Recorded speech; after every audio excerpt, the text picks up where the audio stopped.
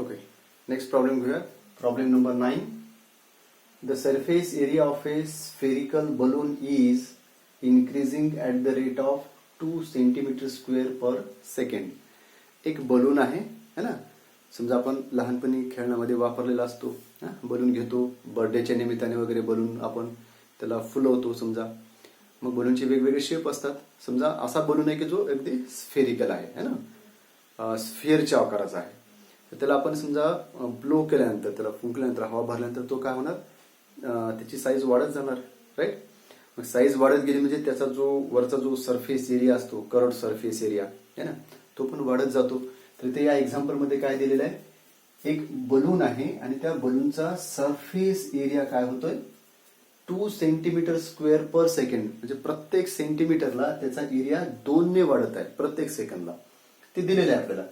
म्हणजे surface area जर आपण एस ने डिनोट केलो तर ds बाय dt है ना इक्वल टू काय दिलेलं आहे, 2 सेंटीमीटर पर सेकंड. हे आपल्याला दिलेलं आहे मित्रांनो. मग आता काय विचारलंय, at what rate the volume of the balloon is increasing when radius of the balloon is 6 centimetre. तर बलूनमध्ये आपण हवा भरल्यानंतर त्याचा साहजिक आहे रेडियस वाढेल, त्याचा सरफेस एरिया वाढणार आहे आणि त्याचा व्हॉल्यूम सुद्धा वाढणार आहे. परंतु प्रत्येकाचा हा जो इन्क्रीज होण्याचा जो रेट आहे तो मात्र वेगळा वेगळा असेल. तर आपल्याला विचारलेला आहे हा जो व्हॉल्यूम आहे ते व्हॉल्यूम कुठल्या रेटने इन्क्रीज होत आहे. मग आता व्हॉल्यूमसाठी आपण व्ही जर नोटेशन तयार केलं तर डीव्ही बाय डीटी है ना, व्हॉल्यूम मधील change with respect to time. परत आपण डिस्कस करतो application of derivative rate measure आहे की नाही. तर डेरिव्हेटिव्ह हे काय आहे, आता सांगितल्याप्रमाणे तो एक रेट मेजरर आहे. रेट मेजर करत असतो एखाद्या क्वांटिटीचा with respect to another quantity. Right आहे. तर आपल्याला सरफेस हा जो बलून आहे त्या बलूनचा सरफेस एरिया कुठल्या रेटने वाढतोय ते दिलेलं आहे. ते आहे 2 सेंटीमीटर पर सेकंड. तर प्रश्न आपल्याला विचारला की मग त्याचा व्हॉल्यूम मग कुठल्या रेटने वाढेल है ना, आणि कुठल्या परिस्थितीमध्ये, जेव्हा त्याची रेडियस किती असेल 6. We have to find out dv by dt when r equal to 6 centimetre. हा आपला क्वेश्चन आहे. अगदी सिंपलचा प्रॉब्लेम आहे, आपण सॉल्व्ह करूयात. तर पहिल्यांदा या टाईपचा प्रॉब्लेम सॉल्व्ह करत असताना त्याच्यामध्ये कोणते कोणते लेटर तुम्ही इन्व्हॉल्व्ह केलेले आहेत. म्हणजे फॉर एक्झाम्पल रेडियससाठी आर, सरफेस एरियासाठी एस आणि व्हॉल्यूमसाठी व्ही, ते पहिल्यांदा आपण सांगणं गरजेचं आहे. So let us write down. Let small R, S and V be the radius, surface area and volume of spherical balloon.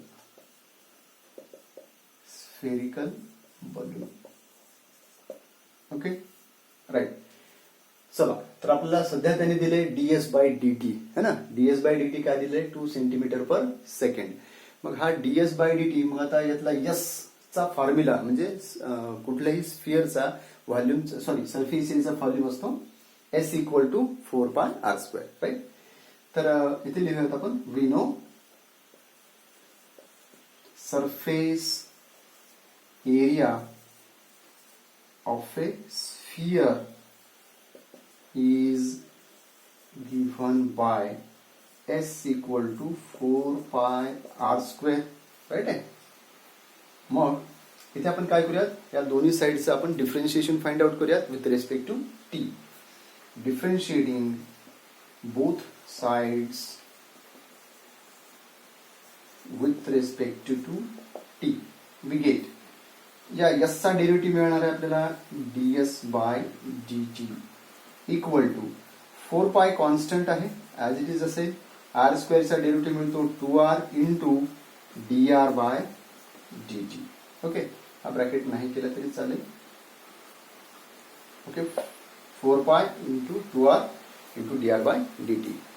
हे s चा सरफेस एरियाचा फॉर्म्युला आहे, त्याचं आपण डिफरन्शिएशन केलेलं आहे विथ रिस्पेक्ट टू टी. तर या ds बाय dt ची आपल्याला व्हॅल्यू दिलेली आहे त्यांनी है ना. ds by dt equal to 2 centimetre per second. आपण ते नोट करूयात. Given that given that ds by dt equal to 2 centimetre square per second. Okay, त्याला आपण इक्वेशन 1 म्हणूयात. therefore फ्रॉम 1 है ना, या इक्वेशन 1 ला आपण पुढे कंटिन्यू करूयात. त्याच्यामध्ये काय करायचं, ds बाय dt ची व्हॅल्यू इथे या इक्वेशन मध्ये 2 अशी आपण सबस्टिट्यूट करूयात. सो 2 इक्वल टू इकडे आहे 4 pi into 2r into dr by dt. Right आहे. तर ही पूर्ण क्वांटिटी आपण इकडे घेऊन येऊयात. तर इकडे 2 बाय 4 पाय इंटू 2r असेल equal to dr by dt. Right. तर इथला 2 काय होणार आहे, कॅन्सल होऊन जाईल. आणि आपल्याला इथे या dr बाय dt ची व्हॅल्यू काय मिळेल, therefore this dr by dt equal to, है ना, न्यूमरेटर मध्ये काहीच राहिलेलं नाही, 1 डिवायडेड बाय 4 पाय r. 4 पाय r. राईट आहे. याला आपण एक ब्रॅकेट करून ठेवूयात. वाटलं तर आपण याला म्हणूयात दिस इज इक्वेशन सेकंड. राईट. इथेपर्यंत आपला प्रवास झाला.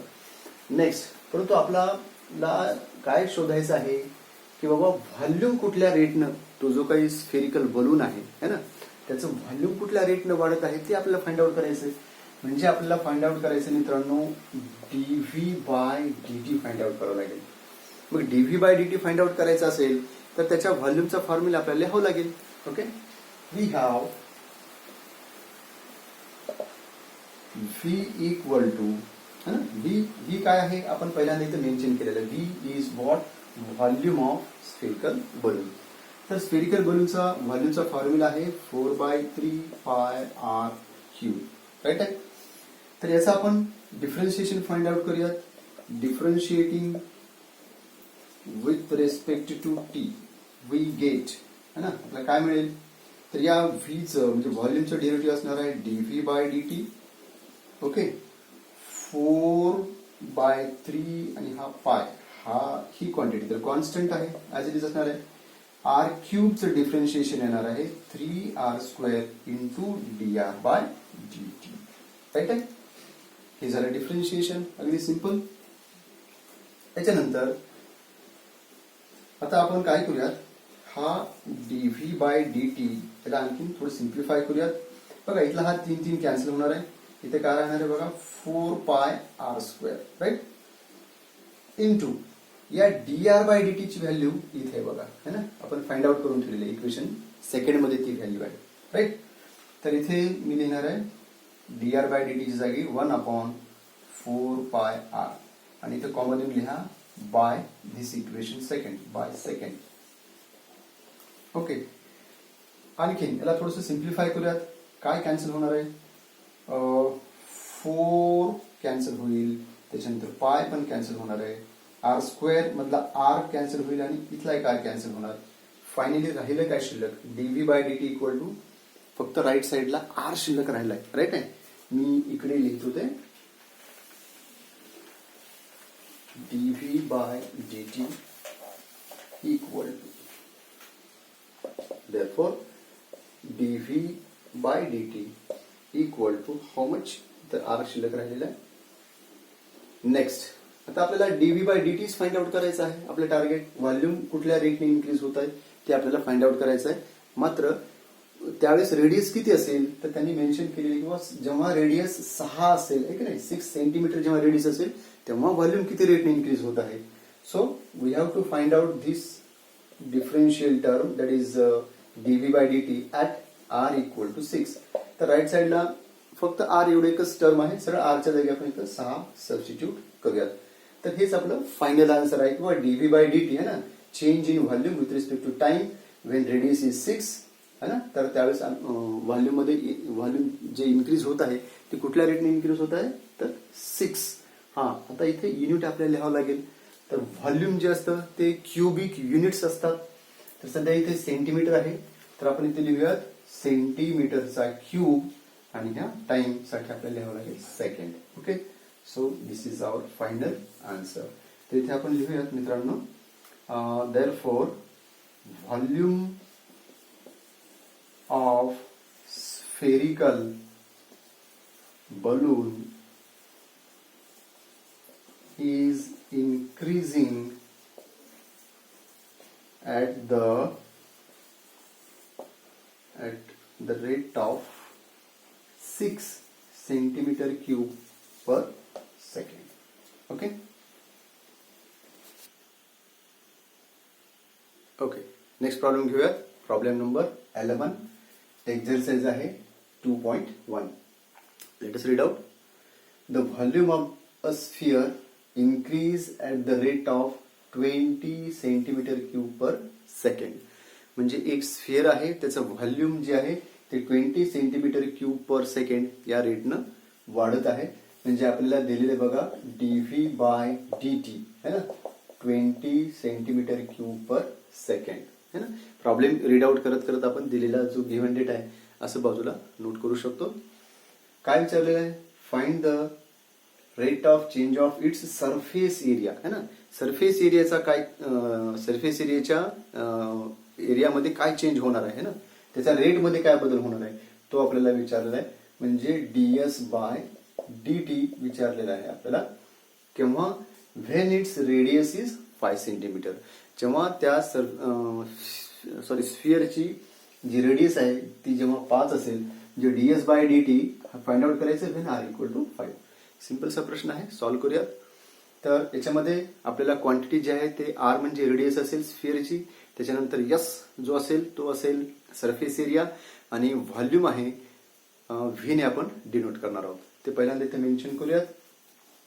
Late r s v be the radius, surface area and volume of sphere. Okay. त्याच्यानंतर आपल्याला काय दिलेलं आहे, आताच आपण इथे मेन्शन केलेलं आहे मित्रांनो, व्हॉल्यूम मध्ये जो चेंज होत आहे तो या रेटने चेंज होतो. म्हणजेच आपल्याला दिलेलं आहे given dv by dt equal to 20 centimetre cube per second. हे डेटा आपल्याला दिलेला आहे आणि आपल्याला काय फाइंड आउट करायचं आहे, सरफेस एरिया कुठल्या रेटने चेंज होतो. तर काय केलं पाहिजे मग आता, पहिल्यांदा आपल्याला व्हॉल्यूमचा रेट दिलेला आहे, तर आपण व्हॉल्यूमचा फॉर्म्युला आपण इथे नोट करूयात. We have volume of sphere v equal to 4/3 pi r cube है ना. याचं जर आपण डिफरन्शिएशन फाइंड आउट केलं मित्रांनो, differentiating with respect to t काय मिळेल, dv by dt equal to 4/3 pi. Constant असेल, फक्त r क्यूबचं आपल्याला डिफरन्शिएशन फाइंड आउट करायचंय, ते असणार आहे 3r² into dr by dt. Right आहे. हा dv बाय dt आपल्याला व्हॅल्यू दिलेली आहे ती आहे 20. ते आपण सबस्टिट्यूट करूयात, त्याला कंटिन्यू करूयात. dv बाय dt च्या जागी आपण हे लिहूयात 20 इक्वल टू 4/3 पाय. बिफोर दॅट आपण काय करूयात, इथला 3 कॅन्सल करूयात. राईट. म्हणजे काय राहणार, फक्त इथे 4πr² into dr by dt एवढं राहणार शिल्लक. नेक्स्ट dr बाय dt ची व्हॅल्यू आपण फाइंड आउट करू शकतो. त्यासाठी ही क्वांटिटी कडे डिनॉमिनेटर मध्ये घेऊयात. 20 divided by 4πr² equal to dr by dt. हे 4 ने कॅन्सल करू आपण, तर आपल्याला dr बाय dt ची व्हॅल्यू मिळेल. Therefore dr by dt equal to मिळणार आहे इथे 5 डिवाइडेड बाय πr². ही झाली dr बाय dt ची व्हॅल्यू. याला आपण म्हणूयात इक्वेशन सपोज सेकंड म्हणूयात.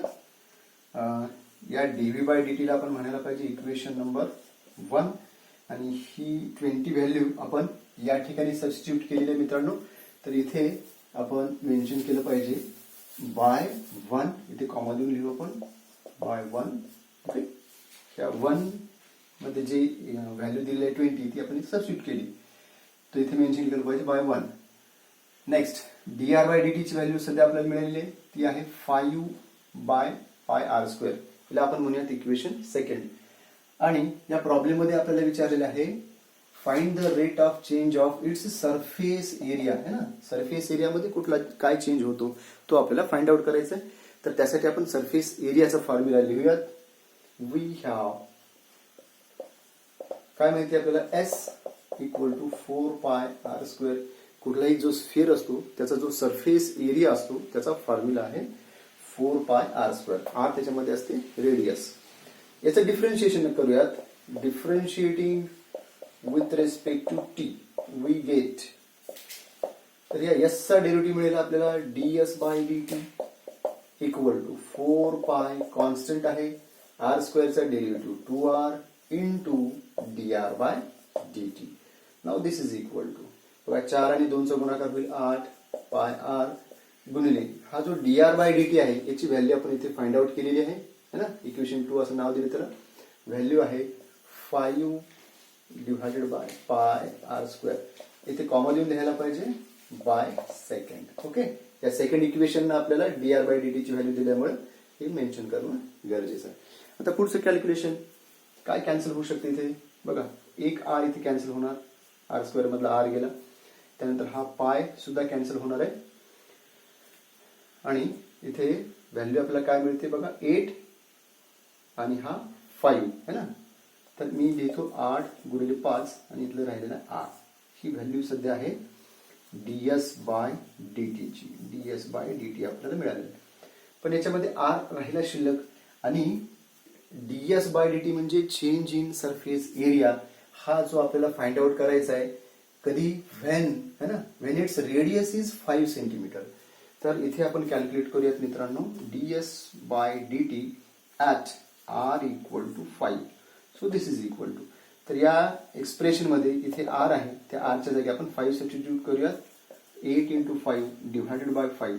तर हे 5 कॅन्सल होणार आहेत आणि काय शिल्लक राहणार 8 राहणार फक्त. ओके. त्याला मी व्यवस्थित लिहितो 5 कॅन्सल झालेले. तर ds/dt ची व्हॅल्यू मिळालेली आहे 8 आणि ds/dt चे युनिट काय असेल यस आहे सरफेस एरिया है ना. तर एरियाचा फॉर्म्युला असेल सेंटीमीटर स्क्वेअर आणि विथ रेस्पेक्ट टू टाइम आपण सेकंड मध्ये काउंट करतो. इथे लिहायचं second. So answer is 8 centimetre square per second. आपण इथे थांबूयात. थँक्यू.